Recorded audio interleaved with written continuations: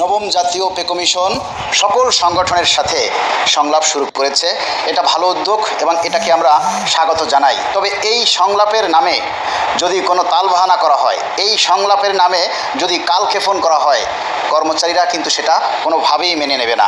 বিভিন্ন মিডিয়া এবং বিভিন্ন অনলাইন ভিত্তিক জগতের মাধ্যমে আমরা যে কথাগুলি শুনতে পাচ্ছি, তার যদি এক কানাকড়িও বাস্তবে রূপান্তরিত হয়, তাহলে এক দুর্বার গতিতে আন্দোলন শুরু হয়ে যাবে।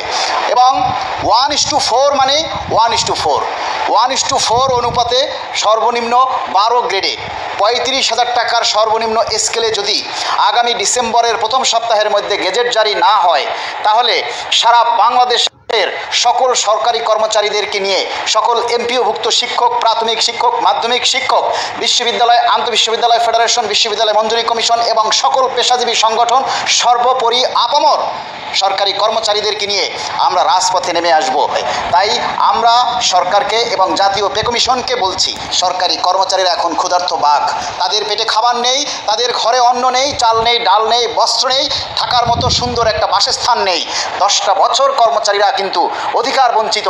এই অধিকার নিয়ে ছিনিমিনি খেলা হলে কোনোভাবেই সেটাকে বরদাস্ত করা হবে না। তাই এই নবম পে কমিশন এবং অন্তর্বর্তীকালীন সরকারের প্রতি শ্রদ্ধা রেখেই বলছি, আপনারা ইতিহাস সৃষ্টি করুন। 1:4 অনুপাতে 12 গ্রেডে সর্বনিম্ন 35,000 টাকার দাবিতে আপনারা গেজেট জারি করুন। কর্মচারীদেরকে বাঁচতে দিন, রাষ্ট্রের উন্নয়নের চাকা সচল রাখুন। ধন্যবাদ সবাইকে।